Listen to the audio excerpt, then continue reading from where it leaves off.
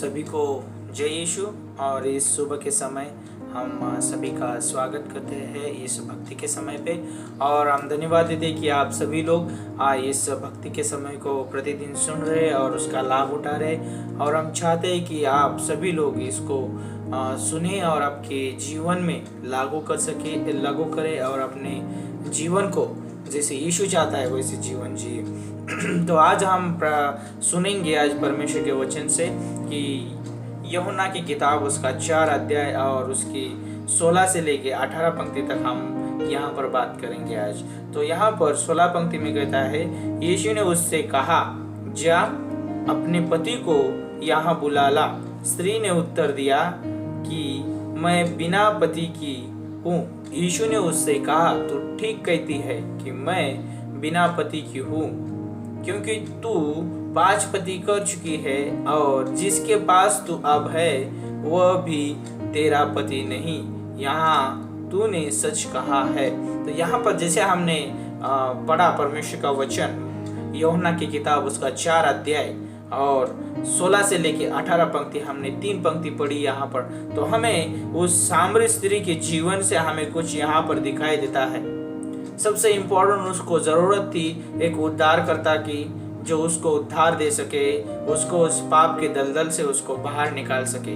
और सबसे इम्पोर्टेंट जो उसकी जरूरत और भी थी कि उसके पास कोई संतुष्टि नहीं थी, उसके जीवन में कोई शांति नहीं थी, उसके जीवन में कोई समाधान नहीं था, उसके जीवन में कोई तृप्ति नहीं थी।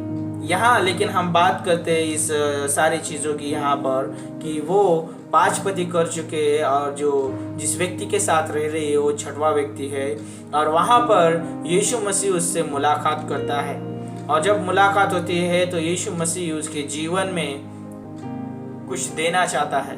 यीशु मसीह उसको कुछ देना चाहता है। यीशु मसीह अपना प्रेम और अपना अनुग्रह देना चाहता है, जो बिना शर्त का प्रेम है और जो अनुग्रह जो जिसके लायक वो स्त्री नहीं थी वो देना चाहता है परमेश्वर उसको अनुग्रह देना चाहता है। यीशु मसीह उसको अनुग्रह देना चाहता है और यीशु मसीह उसको आनंद जीवन देना चाहता है। यीशु मसीह उसको पवित्र आत्मा देना चाहता है कि वो प्रतिदिन उसके अनुसार जीवन जी सके। परमेश्वर अपना वचन उसको देना चाहता है। अगर हम उस स्त्री के जीवन के बारे में अगर हम बात करेंगे यहाँ पर, उस स्त्री के जीवन में कोई स्वाद नहीं था। वो अपना स्वाद भूल चुकी थी, वो अपना स्वाद गमा चुकी थी।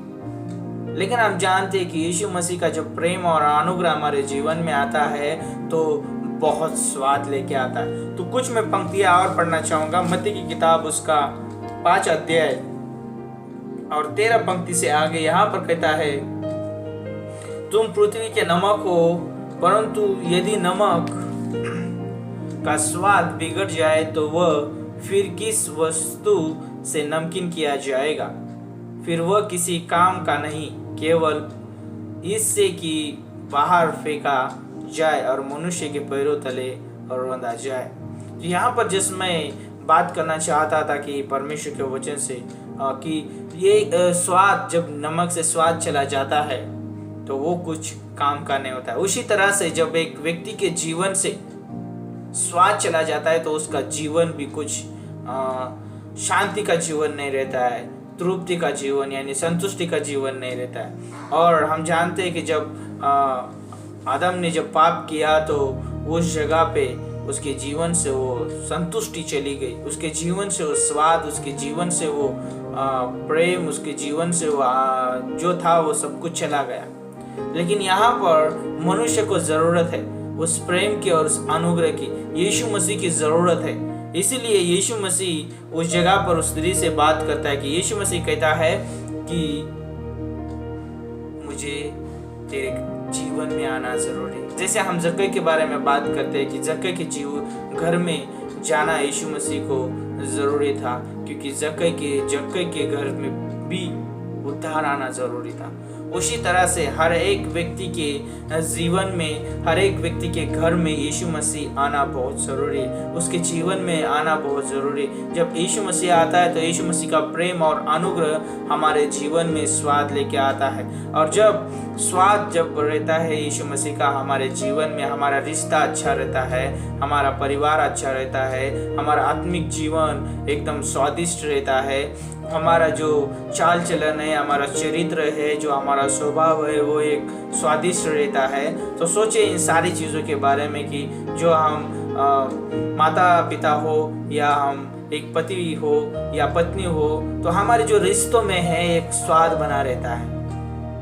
और स्वाद बना रहने का एक ही है मकसद, वो है परमेश्वर का प्रेम और अनुग्रह। जब यीशु मसीह हमारे बीच में बना रहता है, उसका प्रेम और अनुग्रह हमारे बीच में बना रहता है, तो हमारे जीवन में स्वाद आता है। जब हम जानते हो सामरी स्त्री के बारे में कि बाद में उसके जीवन में यीशु मसीह आता है और फिर वो यीशु मसीह को अपना उद्धारकर्ता के रूप में ग्रहण करते और फिर हम जानते हैं उसके जीवन में एक उद्धार आता है और वो सामरिया में जाके क्या करती है, वो सारे लोगों को उस यीशु मसीह के बारे में कहती है। उसके जीवन में अभी स्वाद आया है। तो जब एक व्यक्ति के जीवन में स्वाद आता है तो यीशु मसीह के गवाही देने के लिए वो तैयार हो जाता है, सुसमाचार बांटने के लिए तैयार हो जाता है। तो मैं आप सभी को प्रोत्साहित करना चाहूँगा इस मॉर्निंग डिवोशन में कि हम यीशु मसीह पे विश्वास करते हैं, यीशु मसीह का प्रेम और अनुग्रह हमारे बीच में है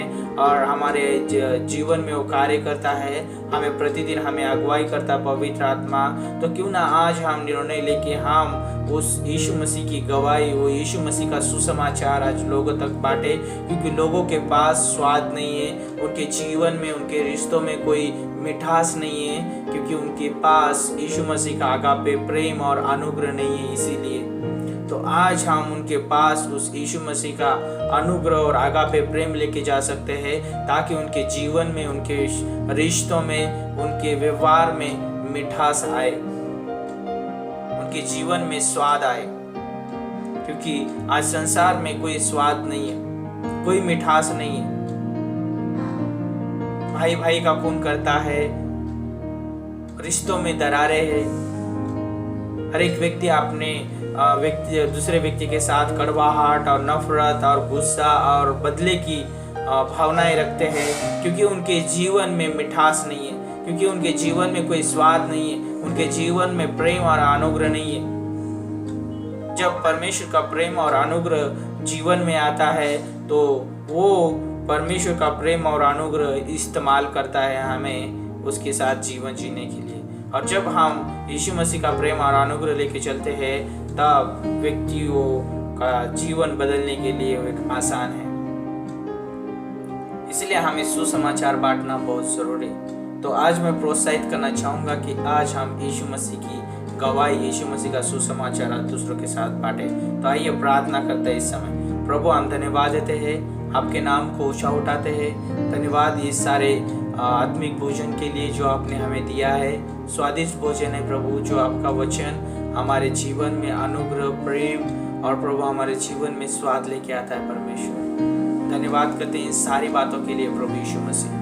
हम धन्यवाद देते हैं आपके बलिदान के लिए जो आपने क्रूस पे किया हमारे लिए। वही हम गवाही, वही हम सुसमाचार लोगों तक बांट सके परमेश्वर। इस तरह से हमें सामर्थ देना, बुद्धिमत्ता देना, समझ देना परमेश्वर। ऐसे हम प्रार्थना करते हैं, धन्यवाद करते हैं। आज के दिन सभी के साथ प्रभु आप बात करिए और आज का दिन प्रभु सभी को परमेश्वर आप आशीष का कारण बनिए। धन्यवाद करते हैं सभी को प्रभु, जो सुनने वाले उनके ऊपर आपका अनुग्रह बना रहे प्रभु। धन्यवाद करते हैं। आगे का समय आपके हाथों में सौंपते प्रभु यीशु मसीह के नाम से हम मांगते हैं, आमीन। Praise God.